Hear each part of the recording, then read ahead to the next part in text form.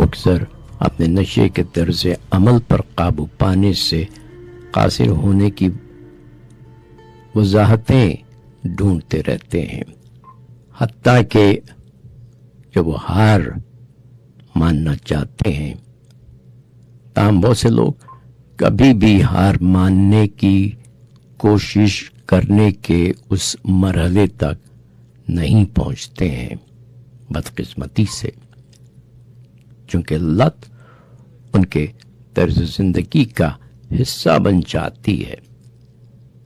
اس سے بوریت میں مدد ملتی ہے، یہ ایک سٹریس یا تناؤ سے نجات کا ذریعہ بن جاتی ہے، یہ مشکلات سے مقابلہ کرنے کا طریقہ کار بن جاتا ہے۔ یہ وہ چیز ہے جو میرے آس پاس ہر کوئی کر رہا ہے۔ جب اس طرز زندگی کو جذبات کے ساتھ جوڑ دیا جاتا ہے تو یہ ایک تباہ کن امتزاج بن جاتا ہے۔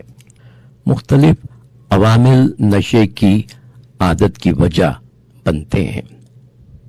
معاشرتی عوامل جیسے تناؤ یا سٹریس، صدمہ یعنی ٹراما، اور پھر نفسیاتی عوامل جو اکثر تسلیم نہیں کیے جاتے، جیسے افسردگی، اینگزائٹی، نفسیاتی مسائل اور شخصیتی مسائل، پرسنالٹی ڈس آرڈرز۔